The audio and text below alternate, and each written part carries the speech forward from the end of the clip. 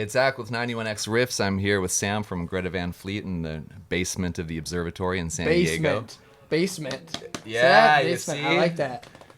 Jokes coming in already. Sometimes things just work out that way, just so beautifully. It is. It's the place to be. This is exactly where we want to be.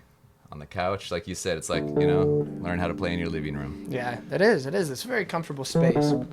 So this is 91X Riffs, and we're going to talk about When the Curtain Falls. Where do we even start with this one? Probably with the opening riff. Yeah, the right? opening riff. Let's go there. Yeah, this was kind of an ongoing struggle, the guitar riff, because originally, and it kind of translated to the song, originally the guitar riff was, kind of like this. It was like a... Then it did the... But that part's not important. It's not conducive to actually learning the song, but... So that's kind of where the the top of the second verse comes in, which that comes in with the bass line with the riff, It's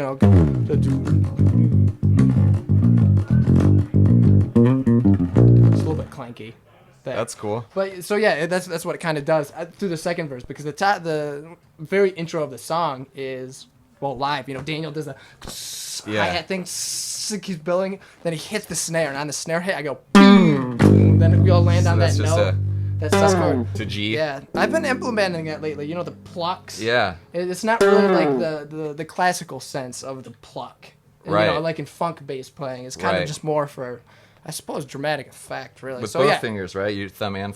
Yeah, you just like pull the string. It's super fun. And slide down to the G. Amp. Yeah, so... Yeah, and then it's... with your thumb. Yeah, I do the thumb because I'm a little bit lazier. That's why I do the jazz bass snack. But it feels good to grab with the thumb. Yeah, so that's the very opening note. Yeah, the opening chord of the song, that like G like seven. Right, and the riff hits on G. Fourth or whatever chord that is, and then the riff starts, and the riff is just boom. And you're just and then eventually hitting that root note. Yeah. Staying out of the way. Yeah, and then halfway through, I join in with a. The riff Let's keeps see going. that little rundown. Oops. Yeah, up to the fifth. That's just like. Then down on the B flat. There's probably an easier way to do it, but yeah, you could do it.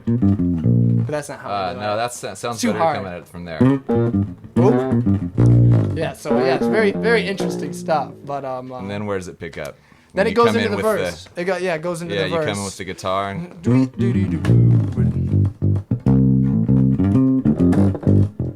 That's cool.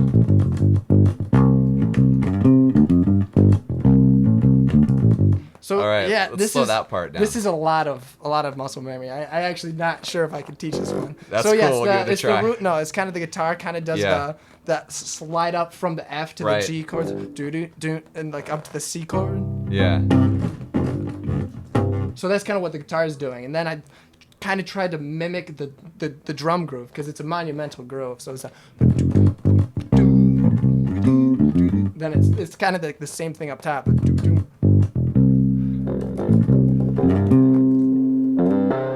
Oh, that's cool. Yeah, then it does essentially the same thing, the F, G, but up top. Then it hits the low G. Cool. And then these are snare hits. Then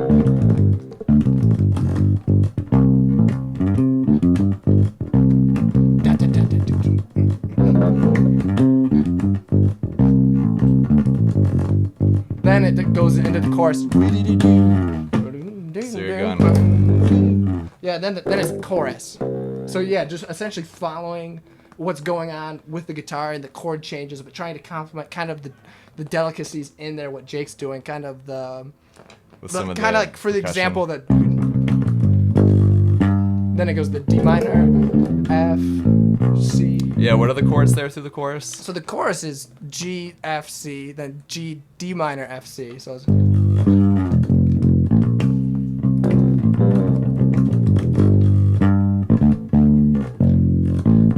Then you can put any run up your choice in there, like. That's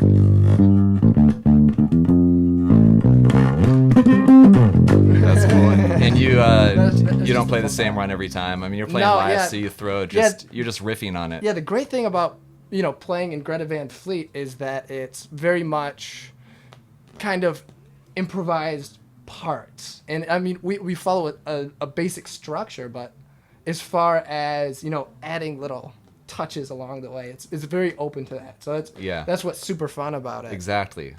And yeah, and it's fun to hear that too, because you're not hearing the same performance every night. Yeah, exactly. This is probably the least comprehensive riff rundown we've ever had, because that's how my brain works. Like, that's all right, man. And then after I interrupted you. You said a chorus, and then there's.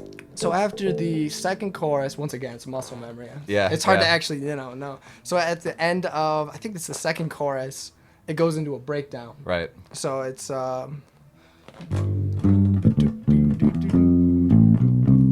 Then breakdown. Cool.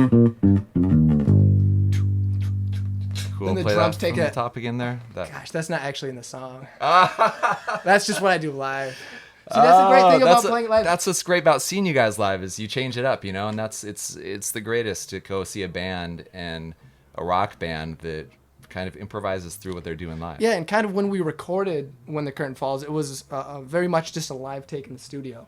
So all the parts that were there and all like the random things are very much, part of the song, it's part of the performance. So, and I think that's true for every time we play the song.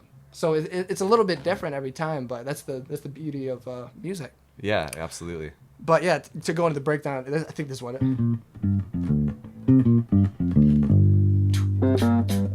Then the drums from the beginning too. While the guitar is doing the sustain chord.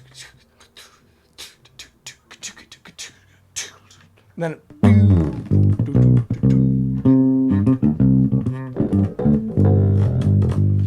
so that's from the G up top. Yeah, and then kind of like a nice little bouncy, like Motown. Yeah. That's it, great. Yeah, totally Motown. Show me that again. So yeah, a really, really huge part of my playing are those like three notes, the root, the fifth, and the octave. Yeah, then a lot of this.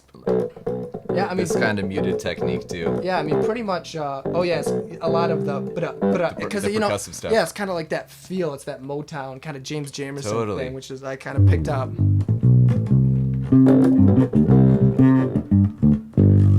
That's cool. Then sometimes I do this. And that's the Pantera influence. Yeah. Then it starts from the top.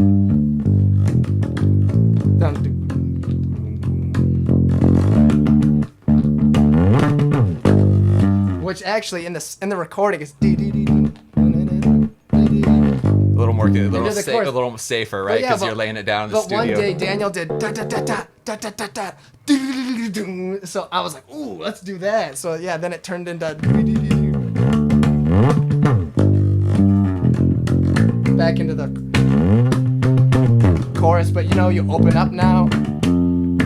Yeah. Because this is a guitar solo. Right.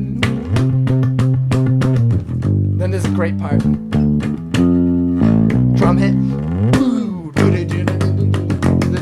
There's a Jake's flying up on the way up on the neck. Break. The chorus. Yeah. So yeah, and then it returns to the riff at the end, which originally, like on the recording, it goes back to a hi-hat groove. Yeah.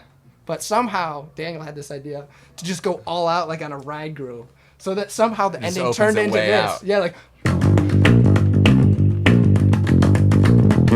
So you brought that riff back again.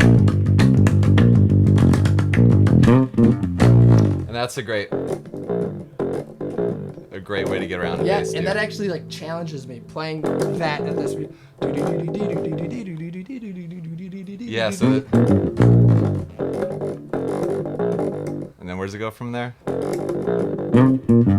That's the last note of the song. Just kind of a nice gentle That B flat sounds great right there. Yeah, I think that's why I did it. It's so interesting that like you have these E's that are the same octave like this. Yeah. But here, listen to that. It's like sounds a little bit more thin down up here. This is beefy. Oh, totally. And then that B flat coming down off that. Yeah. It's like, oh yeah, and that way you can do the slide down too. Right. If you grab it there, yeah, because if you grab it here, you just it's not as much. Yeah, exactly. It's just like. Yeah. That's it.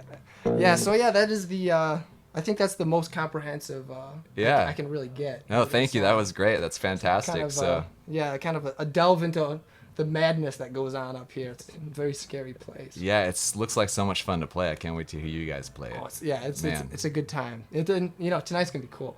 Absolutely. It's a fun time. 91X Riffs with Sam from Greta Van Fleet. We're here at the Observatory, and I guess I'll let you go. What do you go do before your show? Just kind of chill? Everything. Paint, record, write. We have a mobile rig. It's great. Fantastic, man. Thank you so much. Thank you. It was a fun time. Go learn how to play this. Or yeah, you can try. Yeah. 91X.